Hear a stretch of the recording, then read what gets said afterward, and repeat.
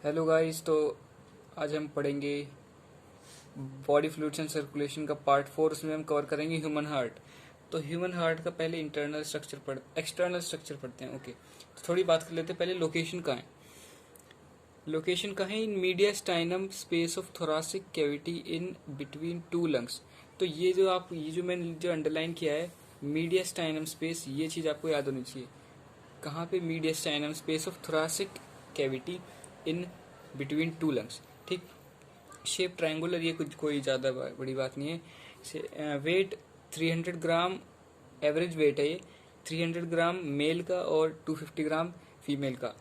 Okay, तो upper broad base and lower narrow apex slightly tilted towards left. थोड़ा सा left की तरफ टिल्टेड होता है और थोड़ा सा ऊपर से जो है थोड़ा मोटा होता है। ठीक, देखो ये मैंने स्ट्रक्चर बनाया है, ये रहा। तो यहाँ पे पहले बात करते हैं एक्सटर्नल स्ट्रक्चर ऑफ हार्ट, फिर उसके बाद इंटरनल स्ट्रक्चर ऑफ हार्ट देखेंगे। एक्सटर्नल मतलब अगर हमें बाहर से हार्ट कैसे दिख रहा है, ठीक है, बाहर से कौन कौन सी चीज़ें दिख रही हैं। तो बाहर से देखो, हमें superior vena cava right atrium में जाती हुई दिखेगी। ये राइट एट्रियम है, ये लेफ्ट एट्रियम है, ये राइट वेंट्रिकल, ये लेफ्ट वेंट्रिकल। ठीक है, लेफ्ट वेंट्रिकल ऐसा नहीं इतना सा है, ये हम लोगों को फ्रंट व्यू से देख रहे हैं ना, इसलिए हमें छोटा लग रहा है, कम लग रहा है, पर लेकिन ये सबसे बड़ा यही होता है। ठीक है, और right atrium, left atrium, right ventricle और लेफ्ट वेंट्रिकल। अब जो है ये देखो, सुपीरियर वेना कावा है, ये इन्फीरियर वेना कावा है, और ये इन्फीरियर वेना कावा नीचे से ब्लड ला रहा है डीऑक्सीजनेटेड, और सुपीरियर वेना कावा ऊपर से ब्लड ला रहा है डीऑक्सीजनेटेड। दोनों राइट एट्रियम में डाल रहे हैं, राइट एट्रियम से फिर इधर जाएगा। ठीक है, फिर इधर जाएगा, फिर इधर से पल्मोनरी आर्टरी के थ्रू, फिर यहाँ पे, और फिर पंप हो जाएगा और राइट वेंट्रिकल में आएगा, फिर पंप हो जाएगा।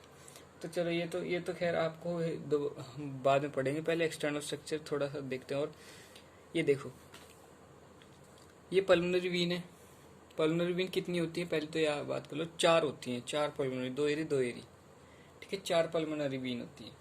ठीक, अब देखो यहाँ पे कुछ नया ये है आपके लिए, ये कोरोनरी सल्कस। सल्कस मतलब क्या होता है? सल्कस मतलब होता है गड्ढा, गड्ढा, ग्रूव। तो कोरोनरी सल्कस क्या है? गड्ढा है ऐसे हार्ट के इधर, यहाँ पे एक गड्ढा सा है जिसके अंदर कोरोनरी वीन है। क्या है? कोरोनरी आर्टरी नहीं है, कोरोनरी क्या है? कोरोनरी वीन है। कोरोनरी वीन मतलब जो हार्ट से डीऑक्सीजनेटेड ब्लड लाएगी, राइट एट्रियम में पहुंचाएगी। हार्ट को भी तो चाहिए ना फंक्शन करने के लिए, और ऐसी कोरोनरी आर्टरी। तो एक में देखो, ये जो एक ग्रूव है सल्कस, उसमें कोरोनरी सल्कस में कोरोनरी वीन है, और एक ग्रूव ये होगा इंटरवेंट्रिकुलर सेप्टम। ये जो आपको दिख रहा है, ये क्या है? इसमें कोरोनरी आर्टरी होगी। ठीक है, इंटरवेंट्रिकुलर सेप्टम, इसे इंटरवेंट्रिकुलर सेप्टम कहते हैं। मतलब वेंट्रिकल्स को सेपरेट जो कर रहा है उसको हम इंटरवेंट्रिकुलर सेप्टम कहते हैं। ये पिछली क्लास में भी हमने डिस्कस किया था। ठीक है, अब ये यहाँ से पल्मोनरी आर्टरी है, ये अओर्टा है। ये सब तो आपके लिए नया नहीं है। नया क्या है? नया ये है लिगामेंटम आर्टेरियोसिस। लिगामेंटम आर्टेरियोसिस नया है, इसके बारे में हम अलग से बात करेंगे अभी।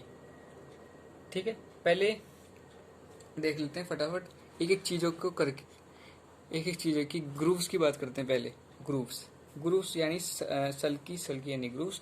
तो कितने कितने सल्की हैं? 2 सल्की हैं, इंटरवेंट्रिकुलर सेप्टम और कोरोनरी सल्कस। वैसे एक और होता है, वो दिखता नहीं है, इंटर एट्रियल। ठीक है, कोरोनरी सल्कस पहला। आपको अगर पूछ रहे हैं कितने ग्रूव्स हैं तो 3, और ये क्या क्या नाम है? कोरोनरी सल्कस, इंटरवेंट्रिकुलर सेप्टम और एक वो होता है inter atrial septum. Coronary sulcus में क्या क्या है? कोरोनरी वीन्स है। ठीक है, कोरोनरी वीन है। और इंटरवेंट्रिकुलर सेप्टम में क्या है? कोरोनरी आर्टरी है। इंटरवेंट्रिकुलर सेप्टम में कोरोनरी आर्टरी, और कोरोनरी सल्कस में कोरोनरी वीन्स। ये सब इंपॉर्टेंट है, पूछते हैं कि किसमें क्या है। ठीक है, नेक्स्ट बात करते हैं ये इंटरएट्रियल सेप्टम। जैसे मैंने कहा था, नॉट विजिबल क्लियरली मतलब मैं यहाँ वैसे तो होता है पर लेकिन यहाँ पे क्लियरली नहीं दिख रहा, आपको नहीं दिख रहा है। ये जो एट्रिया को सेपरेट कर रहा है ना, वहाँ यहाँ पे भी एक वो होगा, एट्रिया को जो सेपरेट कर रहा होगा, ऐसी एक लाइन सी होगी, एक ग्रूव होगा जिसका नाम होगा इंटरएट्रियल सेप्टम। ठीक है, अब देखो चेम्बर्स की बात करें तो चेम्बर्स कितने हैं, दो एट्रिया हैं, दो वेंट्रिकल्स हैं, 4 चेम्बर्स हैं टोटल। ये ह्यूमन हार्ट की बात हो रही है पूरी, ठीक है। वेसल्स, वेसल्स की बात करें तो superior vena cava, superior vena cava brings deoxygenated blood from upper body, ठीक है, गिनते जाना कितनी है। Inferior vena cava brings deoxygenated blood from lower body. इन्हें इनका ये भी आपको पता होना चाहिए कि कौन सा ब्लड है इनमें, डीऑक्सीजनेटेड है या ऑक्सीजनेटेड। पल्मोनरी वीन जो कि एक्सेप्शन है, ये वीन है फिर भी ऑक्सीजनेटेड ब्लड कैरी करेगी। और कहाँ से कहाँ oxygenated blood, from right, from lungs into left atrium, मतलब लंग्स से ले जाएगी लेफ्ट एट्रियम में, ठीक है, लंग्स से ले जाएगी लेफ्ट एट्रियम में, और लेफ्ट एट्रियम से फिर लेफ्ट वेंट्रिकल में गिर जाएगा ब्लड, फिर पंप हो जाएगा। Pulmonary artery carry deoxygenated blood from lungs from right ventricle to lungs from right ventricle, मतलब लंग्स के पास ले जाती है कि इन्हें ऑक्सीजनेट कर दो, इनमें ऑक्सीजन भर दो, ठीक है। पल्मोनरी आर्टरी का क्या काम है, carry deoxygenated blood to the lungs from right ventricle, right ventricle से जो है निकलती है ये और लंग्स तक जाती हैं ताकि ब्लड वहाँ पे जाए और ऑक्सीजनेट हो जाए, ठीक है। Systemic aorta, systemic aorta oxygenated blood लाता है, ले जाता है सॉरी, पूरी बॉडी में फ्रॉम लेफ्ट वेंट्रिकल, मतलब लेफ्ट वेंट्रिकल जो है जो पंप करेगा, पूरी बॉडी में पंप करेगा, और कौन उसको ले जाएगा ब्लड को, सिस्टेमिक एओर्टा कहते हैं इसको, और ऑक्सीजनेटेड ब्लड ले जाएगा, ऑब्वियसली ऑक्सीजनेटेड ब्लड ले जाएगा, ठीक है। तो कितनी वेसल हो गई, 5 वेसल हो गई, मेन 5 वेसल। नेक्स्ट बात करते हैं लिगामेंटम आर्टेरियोसिस। लिगामेंटम आर्टेरियोसिस जिसका मैंने कहा था कि अभी बात करेंगे, अब देखो लिगामेंटम आर्टेरियोसिस क्या है, एक लिगामेंटस स्ट्रक्चर है। ये क्या रिप्रेजेंट करता है, मतलब represent remains of ductus arteriosus. मतलब डक्टस आर्टेरियोसिस क्या है, एक होल होता है right atrium and left atrium in embryonic stage. मतलब जब एम्ब्रियो में तो देखो लंग्स का कुछ काम नहीं, क्योंकि मदर से ही उसे ऑक्सीजन मिल रही है, ठीक है, मदर से उसको ऑक्सीजन मिल रही है, तो लंग्स का वहाँ कुछ काम नहीं है। इसका मतलब हुआ राइट एट्रियम से जो है नीचे गिर जाएगा राइट वेंट्रिकल, फिर लंग्स तक जाएगा, पर वहाँ पे उसका कुछ काम नहीं है। तो क्या होगा कि राइट एट्रियम और लेफ्ट एट्रियम के बीच में एक छोटा सा होल होगा, उसका नाम डक्टस आर्टेरियोसिस होता है। उस डक्टस आर्टेरियोसिस से ब्लड इधर फ्लो करेगा, ठीक है, उधर तो इसका कुछ काम नहीं है ना, राइट एट्रियम और राइट वेंट्रिकल का कुछ दोनों ही कुछ नॉन फंक्शन है, वहाँ पे कुछ नॉन फंक्शनल है, कुछ काम ही नहीं है उनका। तो लेफ्ट एट्रियम में गिर जाए, क्योंकि पहले से ऑक्सीजनेटेड है ब्लड, तो पहले से ऑक्सीजनेटेड है, वहाँ तो डीऑक्सीजनेटेड ब्लड है ही नहीं एम्ब्रियो में। लेफ्ट एट्रियम में गिर जाएगा, फिर लेफ्ट एट्रियम लेफ्ट वेंट्रिकल और लेफ्ट वेंट्रिकल पंप कर देगा पूरी बॉडी में, ठीक है। अब देखो लिगामेंटस आर्टेरियोसिस क्या रिप्रेजेंट करता है, ये तो हमें पता चल गया। डक्टस आर्टेरियोसिस में हमें पता चल गया एक होल होता है, ठीक है। तो ये जो होल होता है ये भर जाता है, ठीक है, जैसे हमारे में तो ये भरा हुआ है, ये एम्ब्रियो स्टेज में ही खुला होता है बस, नहीं तो ऐसे भर जाता है। तो ये जब भरता है ना तो एक ऐसा स्ट्रक्चर बनाता है लिगामेंटम आर्टेरियोसिस, उसका नाम है लिगामेंटस स्ट्रक्चर बनाता है, उसको हम नाम दे देते हैं लिगामेंटम आर्टेरियोसिस, ठीक है। और इसकी लोकेशन क्या है, between pulmonary and systemic aorta in embryo, ठीक है। एम्ब्रियो में ये होल डक्टस आर्टेरियोसिस कहाँ होता है, पल्मोनरी एंड सिस्टेमिक एओर्टा के बीच में, ठीक है, ठीक है, पल्मोनरी एंड सिस्टेमिक एओर्टा। अब देखो इंटरनल स्ट्रक्चर ऑफ हार्ट जो कि बहुत इंपॉर्टेंट है, इंटरनल स्ट्रक्चर ऑफ हार्ट जो बहुत इंपॉर्टेंट है। हाँ देखो क्या क्या दिख रहा है यहाँ पे, आपने पहले भी पढ़ा होगा इंटरनल स्ट्रक्चर ऑफ हार्ट। इसमें वही देखो एसवीसी मतलब सुपीरियर वेना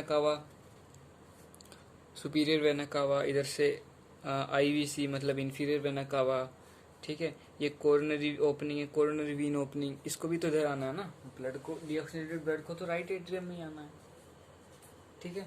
तो ये है, और पल्मोनरी आर्टरी ये रही, ठीक है। Pulmonary Wien, inter atrial septum जिसकी मैं बात कर रहा था वो ये रहा, और इंटरवेंट्रिकुलर सेप्टम। तो यहाँ पे आपके लिए नया क्या है, नया ये है, देखो इंपॉर्टेंट चीज़ क्या क्या है। नई चीज़ ये है कि जो हार्ट की जो वॉल्स होती है ना वो स्मूथ नहीं होती, इरेगुलर होती हैं, ऐसी ऐसी ऐसी ऐसी ऐसी। तो अंदर से अब अंदर से ऐसी ऐसी होती हैं। अब उनका जो ये वॉल का ऐसी ऐसी रिजेस बनाती है, उन रिजेस का कुछ नाम है। राइट मतलब एट्रियम में जो होता है मतलब ऑरिकल्स, उनमें जो रिजेस होती है उनका नाम होता है मस्कुलाई पेक्टिनिटी। मस्कुलाई पेक्टिनिटी रिजेस का नाम होता है एट्रियम में, और वेंट्रिकल में इनका अलग नाम होगा, ठीक है। तो कंफ्यूज मत होना, एट्रियम में इनका अलग नाम है रिजिस का, और वेंट्रिकल्स में अलग है। वेंट्रिकल्स में क्या है, कॉलमने कार्ने है। वेंट्रिकल्स में क्या है, कॉलमने कार्ने, रिजिस का नाम। इन बोथ वेंट्रिकल, वेंट्रिकल्स दोनों वेंट्रिकल्स में होते हैं ना, रिजिस दोनों वेंट्रिकल्स में ही, ठीक है। और देखो ये जो कॉलमने कार्ने या जो इरेगुलर है यहाँ पे, इसके ऊपर पेपिलरी मसल्स होती हैं। इन मसल्स का नाम बिल्कुल अच्छे से याद कर लो, क्या नाम है इनका, पेपिलरी मसल्स। अबव कोलमने कार्ने, इनकी पोजीशन भी याद कर लो, लोकेशन कहाँ है, अबव कोलमने कार्ने, ठीक है। अब इन पेपिलरी मसल्स के ऊपर कुछ रोप की तरह मतलब रस्सी की तरह कुछ लगे होते हैं, वो ऐसे वेल्व से जुड़े होते हैं। वेल्व, ये भाई ट्राइकस्पिड वेल्व है और ये बाइकस्पिड वेल्व है। ये ट्राइकस्पिड वेल्व है, ये बाइकस्पिड वेल्व है, ठीक है। तो इनसे जुड़े होते हैं, इधर भी इधर भी, इधर भी पेपिलरी मसल्स होंगी, इधर भी पेपिलरी मसल्स होंगी, दोनों साइड ये जुड़े होंगे वेल्व से। अब इनका और इनका नाम क्या होता है, रोप का, जो रोप का नाम है, रोप्स का, उनका नाम होता है कोर्डे टेंडिने। कोर्डे टेंडिने की लोकेशन फंक्शन अभी बताऊंगा। कोर्डे टेंडिने लोकेशन तो आपको पता ही है, पेपिलरी मसल्स के ऊपर। फंक्शन ये है कि जो वेल्व्स हैं, ट्राइकस्पिड और बाइकस्पिड वेल्व, वो पलट ना जाए, मतलब वो ऐसे ही खुले, उधर ना हो जाए, इस साइड ना हो जाए, मतलब इस साइड ना पलट जाए, फिर तो गड़बड़ हो जाएगी ना। तो ऐसे ही खुले, उधर ना पलट ना जाए, इनका ये फंक्शन होता है, ये प्रिवेंट करती है, प्रिवेंट इवर्जन ऑफ वेल्व्स, ठीक है। ठीक है, अब देखो इधर भी है, ये इधर भी है, दोनों में ही है। अब बात करते हैं एक एक चीज़ों को ले लेके, ठीक है, अलग अलग से। देखो वेसल्स की पहले बात करते हैं। वेसल्स राइट एट्रियम में देखते हैं कौन कौन सी वेसल्स आ रही हैं या फिर कौन सी वेसल जा रही है। एसवीसी मतलब superior vena cava, IVC inferior vena cava, और कोरोनरी वीन, ये तीन जो है इनको नाम याद कर लो, और कितने नंबर कितना है ये भी याद कर लो। तीन वेसल्स हैं जो आ रही हैं। एसवीसी मतलब सुपीरियर वेना कावा की ओपनिंग में कोई वेल्व नहीं लगा होता। आईवीसी मतलब इंफीरियर वेना कावा की ओपनिंग में स्टेचियन वेल्व होता है, जो कि मतलब ये तो बहुत इंपॉर्टेंट है, आप इसका बिल्कुल नाम ये याद कर लो एकदम अच्छे से। स्टेचियन वेल्व होता है आईवीसी की ओपनिंग में। कोरोनरी वीन की जो ओपनिंग होती है राइट एट्रियम में, उसमें एक वेल्व लगा होता है, उसका नाम होता है थिबेसियन वेल्व। थिबेसियन वेल्व भी बहुत इंपॉर्टेंट है, आप इसका नाम याद कर लो। थिबेसियन वेल्व लगा होता है कोरोनरी वीन, ठीक है, और आईवीसी में स्टेचियन वेल्व। लेफ्ट एट्रियम की बात करें तो 4 पल्मोनरी वीन्स आ रही हैं और कुछ नहीं। लेफ्ट एट्रियम में 4 पल्मोनरी वीन आ रही हैं और उनमें कोई वेल्व नहीं लगा हुआ, ठीक है। उन पल्मोनरी वीन में कोई वेल्व नहीं लगा हुआ, ठीक है, 4 पल्मोनरी वीन है। राइट वेंट्रिकल देखो, राइट वेंट्रिकल में क्या होगा, पल्मोनरी आर्टरी। पल्मोनरी आर्टरी मतलब उसमें क्या लगा होगा, पल्मोनरी सेमिल्यूनर वॉल्व, ठीक है। पल्मोनरी आर्टरी क्या करेगी, वही डीऑक्सीजनेटेड ब्लड ले जाएगी लंग्स तक, जो उन्हें ऑक्सीजनेट कर दें, ठीक है, पल्मोनरी आर्टरी। और इसका ये जो वेल्व है, इसका नाम आप याद कर लो, इसमें कौन सा वेल्व लगा होता है, pulmonary semilunar valve, pulmonary semilunar valve, ठीक है। आगे बढ़ते हैं। लेफ्ट वेंट्रिकल में बात करते हैं। लेफ्ट वेंट्रिकल्स में कौन सी वेसल है, कौन सी वेसल जा रही है? सिस्टीमिक अओर्टा जा रही है और अओर्टिक सेमिलुनर वेल्व लगा है। उसमें पल्मोनरी सेमिलुनर वॉल और इसमें अओर्टिक सेमिलुनर। अच्छा, सेमिलुनर ही क्यों? क्योंकि सेमिलुनर मतलब ये जो है ना, सेमिलुनर का मतलब होता है आधा चांद। मतलब ये जो वेल्व हैं ये हाफ मून की तरह लगते हैं, मतलब इस तरह से होते हैं, ये ऐसे लगते हैं, ऐसे हाफ मून की तरह लगते हैं, इसीलिए इनका नाम सेमिलुनर है। तो लेफ्ट वेंट्रिकल में सिस्टेमिक अओर्टा जो वेसल है, ऑक्सीजनेटेड ब्लड ले जाएगी पूरी बॉडी तक, और अओर्टिक सेमिलुनर वेल्व जो है उसमें लगा होगा। नेक्स्ट बात करते हैं वेल्व्स कितने हैं। वेल्व्स जो है, यूस्टेचियन वेल्व है इंफीरियर वेना कावा की ओपनिंग में, थिबेसियन वेल्व है कोरोनरी वीन की ओपनिंग में।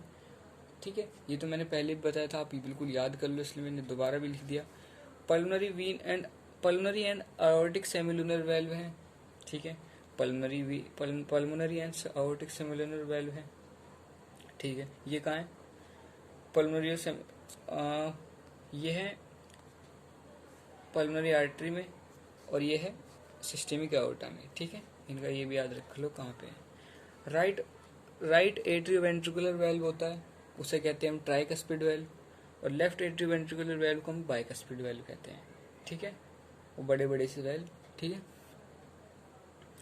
तो बाइकस्पिड को मिट्रल वेल्व भी कहते हैं। मिट्रल वेल्व एक साइंटिस्ट के नाम पे दिया गया है, इसका नाम मिट्रल बाइकस्पिड।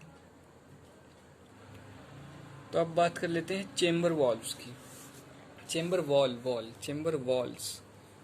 ठीक है, atrial valve, transverse muscular Rijiju, उसका नाम क्या है? मस्कुलर पेक्टिनिटी, जिसकी बात हमने की थी, इसलिए मैं अलग अलग से इन्होंने को लिख दिया है ताकि आप याद करने में ईजी हो। मस्कुलर पेक्टिनिटी उसका नाम है। अलग अलग नाम होते हैं, वेंट्रिकुलर वॉल में कुछ और नाम होगा, उन रिजिज का नाम होगा कॉलमने कार्ने। ठीक है, और जो एट्रियल वॉल में एक और स्ट्रक्चर होता है फोसा ओवैलिस। ठीक है, ये डिप्रेशन होती है इन पोस्टीरियर इंटरएट्रियल सेप्टम।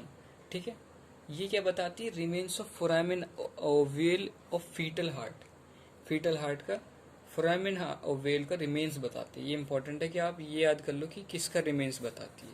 फोसा ओवैलिस कहाँ पे है? एट्रियल वॉल में। ठीक है, अब वेंट्रिकुलर वॉल की बात करें तो कॉलमने कार्ने रिजिस को बोल दिया। ठीक है, पेपिलरी मसल्स जो हैं वहाँ पे हैं, वेंट्रिकुलर वॉल में पेपिलरी मसल्स हैं। पेपिलरी मसल्स के ऊपर कॉर्डेटिंडे हैं। Chordae tendineae is rope like structure. ठीक है, cords attach to papillary and flaps of AV valves जो हैं ट्राइकस्पिड और बाइकस्पिड से जुड़ी होती हैं ताकि वो टर्न ना हो जाए, मतलब वो इवर्ट ना हो जाए। तो क्या इसका फंक्शन हो गया? Prevents eversion of valves. कौन से वेल्व्स? एवी वेल्व्स मतलब ट्राइकस्पिड एंड बाइकस्पिड वेल्व। ठीक है, तो इसका फंक्शन आपको याद होना चाहिए, इसकी लोकेशन आपको याद होनी चाहिए। पेपिलरी मसल्स के ऊपर है, कोलमने कार्ने के ऊपर है। ठीक है, ओके। तो अब बात करते हैं वॉल ऑफ हार्ट पे। वॉल ऑफ हार्ट पे बात करते हैं। 3 लेयर होती हैं वॉल ऑफ हार्ट की जो वॉल है वो 3 लेयर से बनी होती है।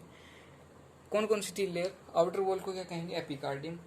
मिडल वॉल को क्या कहेंगे? मायोकार्डियम। और इनर वॉल को क्या कहेंगे? एंडोकार्डियम। अब जो आउटर वॉल एपिकार्डियम है उसको विसरल पेरिकार्डियम भी कहते हैं। क्यों कहते हैं, अभी बात करते हैं, अभी पूरा देखेंगे हम। मिडल वॉल मायोकार्डियम में कार्डिक मसल से बनी होगी। थिकेस्ट लेयर है, ये इंपॉर्टेंट है कि थिकेस्ट लेयर ऑप्शन नीट में आ सकता है क्वेश्चन कि इनमें से सबसे थिकेस्ट लेयर कौन सी है, इनमें से मतलब सबसे मोटी लेयर कौन सी है, तो आप क्या कहोगे? मायोकार्डियम सबसे थिकेस्ट है। तो इनर वॉल को एंडोकार्डियम कहते हैं, और वो बनी होती है सिंपल स्क्वैमस एपिथेलियम। ये जो मायोकार्डियम ये बनी होती है कार्डिक मसल से। आपको याद होना चाहिए किस किस से बनी होती है। एंडोकार्डियम किससे बनी है? Simple squamous epithelium. ठीक है, heart is protected by pericardium. ठीक है, पेरिकार्डियम। अब पेरिकार्डियम क्या है? पेरिकार्डियम देखो 3 लेयर तो होती हैं, उसके बाहर भी कुछ फाइब्रस टिश्यू वगैरह होते हैं जो हार्ट को है वो प्रोटेक्ट करते हैं। तो पेरिकार्डियम क्या होता है? आउटर फाइब्रस पेरिकार्डियम 2 पार्ट में डिवाइडेड है। पेरिकार्डियम को दो पार्ट में डिवाइड कर दिया गया। सबसे पहले इन लोगों ने outer fibrous pericardium, fibrous connective tissue, fibrous connective tissue से बना होता है आउटर फाइब्रस पेरिकार्डियम। अभी हम इसको पूरा स्ट्रक्चर में भी देखेंगे, आपको पूरी डीप अंडरस्टैंडिंग हो जाएगी, ठीक है। इनर सेरस पेरिकार्डियम 2 लेयर्ड होता है, वो मतलब वो 2 लेयर में डिवाइडेड है। इनर सेरस पेरिकार्डियम जो है वो 2 लेयर में डिवाइडेड है, outer parietal pericardium and inner visceral pericardium. Outer parietal pericardium और इनर विसरल पेरिकार्डियम। अब ये जो दोनों है ना, इन दोनों के बीच में एक फ्लूइड होती है, एक फ्लूइड स्पेस होती है, स्पेस होती है, उसका नाम होता है पेरिकार्डियल स्पेस। स्पेस का नाम क्या होता है? Pericardial space. और उस पेरिकार्डियल स्पेस में पेरिकार्डियल फ्लूइड फिल होती है, जो कि बहुत ज़्यादा इंपॉर्टेंट क्वेश्चन बन सकता है कि इन दोनों के बीच में, या फिर पूछ सकते हैं कि किन दोनों के बीच में, कौन कौन सी लेयर के बीच में पेरिकार्डियल फ्लूइड फिल होती है। तो outer parietal pericardium and inner visceral pericardium के बीच में फिल होती है। और इनर विसरल पेरिकार्डियम का दूसरा नाम क्या है? एपिकार्डियम, ठीक है। इनर विसरल एपिकार्डियम पेरिकार्डियम को ही हम एपिकार्डियम कहते हैं। अब देखो, ये हो गई लेयर। अब अगली लेयर मायोकार्डियम, फिर अगली लेयर एंडोकार्डियम। तो ये 3 तो हो गई आपकी लेयर्स, और ये अलग से है, ठीक है। अब इसको और ज़्यादा डीप अंडरस्टैंडिंग के लिए आप स्ट्रक्चर में भी देखो।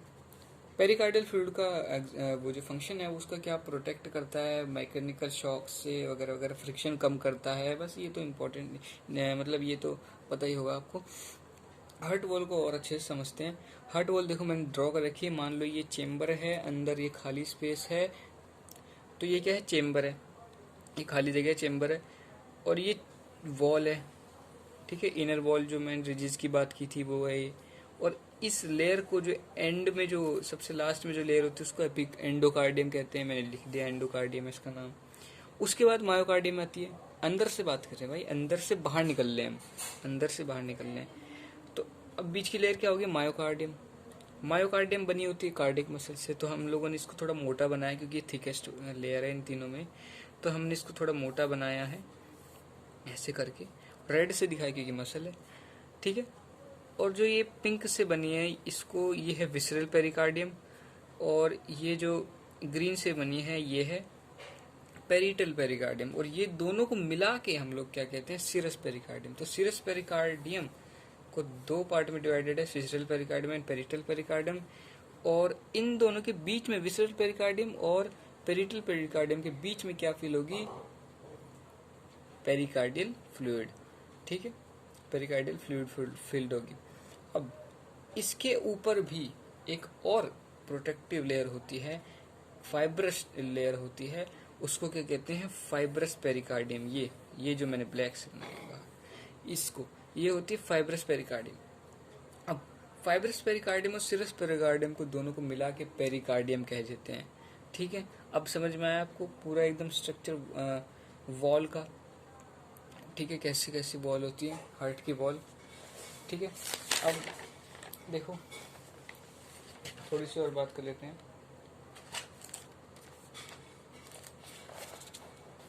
Atria are thinner than ventricles, ठीक है, तो हमें पता है क्योंकि भाई वेंट्रिकल्स को दूर तक, वेंट्रिकल्स को तो पंप करना है ना ब्लड, तो ऑब्वियसली उनकी थिकर वॉल होगी। और थिकर चेम्बर कौन सा? थिकेस्ट चेम्बर मतलब सबसे ज़्यादा जो, जिसकी सबसे मोटी वॉल्व है वो लेफ्ट वेंट्रिकल। क्यों? क्योंकि उसको सबसे दूर तक ब्लड पहुंचाना, आपके टो तक भी उसे ब्लड पहुंचाना है इतनी दूर तक, तो उसे, उसकी वॉल को तो मोटा होना ही चाहिए स्ट्रेंथ प्रोवाइड करने के लिए, ठीक है। डबल सर्कुलेशन देख लेते क्या है। डबल सर्कुलेशन हमने पढ़ा था कि ह्यूमंस में डबल सर्कुलेशन होती है। कैसे? मतलब 2 बार ब्लड आएगा, एक बार जाएगा, एक बार हार्ट से जाएगा फिर आ जाएगा, फिर हार्ट से जाएगा फिर आ जाएगा, उसको कहते हैं पल्मोनरी। देखो डबल सर्कुलेशन के 2 नाम दे रखे हैं हमने, मतलब एक सर्कुलेशन पल्मोनरी सर्कुलेशन, दूसरा circulation systemic circulation. Pulmonary circulation में इतना याद रख लेना कि पल्मोनरी वीन और पल्मोनरी आर्टरी से पूरा सर्कुलेशन हो रहा है, बात खत्म यही, ठीक है। पल्मोनरी वीन और पल्मोनरी सर्कुलेशन, पल्मोनरी वीन और पल्मोनरी आर्टरी से पूरा सर्कुलेशन हो रहा है, ठीक है। देखो to and from lungs involves right ventricle and left atrium. इसकी हम अच्छे से डायग्राम के साथ बताएंगे आपको। Systemic circulation to and from body organ in and involves right atrium and left ventricle. ठीक है, अब देखो ये समझो, यहाँ पे समझना जरूरी है कि क्या होगा, राइट वेंट्रिकल, राइट एट्रियम से राइट वेंट्रिकल में ब्लड गया। ठीक है, मतलब ब्लड कहाँ है भी राइट वेंट्रिकल में, राइट वेंट्रिकल से लंग्स के पास गया, लंग्स से वापस लेफ्ट एट्रियम में आ गया। तो एक बार ब्लड चला गया, एक बार ब्लड आ गया, ब्लड जाके वापस आ चुका है, तो इसको हम लोग एक काउंट कर लेंगे। ठीक है, अब यही ब्लड क्या होगा, लेफ्ट वेंट्रिकल में गिर जाएगा, लेफ्ट वेंट्रिकल से बाहर निकलेगा, बॉडी ऑर्गन तक पहुंचेगा और बॉडी ऑर्गन फिर इसको डीऑक्सीजनेट कर देंगे, फिर राइट एट्रियम में पहुंच जाएगा। तो इसको भी हम लोग एक गिन लेंगे, क्योंकि बाहर निकला मतलब यहाँ पे अंदर था, निकला बाहर, फिर अंदर आ गया। ठीक है, निकला फिर अंदर आ गया, तो हम इसको दो सर्कुलेशन होगी, इसका मतलब डबल सर्कुलेशन होगी। और डीप अंडरस्टैंडिंग के लिए ये वाला जो फिगर है ये देखिए, इलस्ट्रेशन, ये देखो,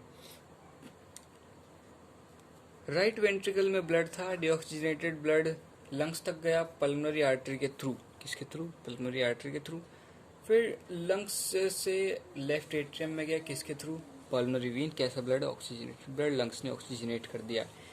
फिर अब जो है इस पूरे सर्कुलेशन को, ये जो हुआ राइट वेंट्रिकल से लेफ्ट एट्रियम, इसको हम क्या कहेंगे, पल्मोनरी सर्कुलेशन, क्योंकि इसमें क्या काम आ रही है, पल्मोनरी आर्टरी, पल्मोनरी वीन, इनका ही तो काम पड़ रहा है, यही तो ले जा रही है और ला रही है। ठीक है, नेक्स्ट लेफ्ट एट्रियम में ब्लड पहुंच जाएगा, लेफ्ट एट्रियम में ब्लड पहुंच जाएगा। ठीक है, फिर लेफ्ट एट्रियम से अयोर्टा के through oxygenated blood body organs तक जाएगा, बॉडी ऑर्गन से डीऑक्सीजनेट होकर राइट एट्रियम में जाएगा वीन्स के थ्रू, फिर दोबारा राइट वेंट्रिकल पहुंच जाएगा। तो ये जो सर्कुलेशन हुई, ये जो नीचे वाली सर्कुलेशन है, इसमें क्या काम पड़ रहा है, वीन्स का और अयोर्टा का। ठीक है, इसको हम सिस्टेमिक सर्कुलेशन कहते हैं। ठीक है, इसको हम सिस्टेमिक सर्कुलेशन कहते हैं। तो दो टाइप की सर्कुलेशन, सिस्टेमिक सर्कुलेशन और पल्मोनरी सर्कुलेशन। डबल सर्कुलेशन मतलब हमने देख ली, डीप अंडरस्टैंडिंग हो गई होगी। तो इस पार्ट के लिए बस इतना ही। अगले पार्ट आएगा, पार्ट 5 जल्दी आएगा। Thank you.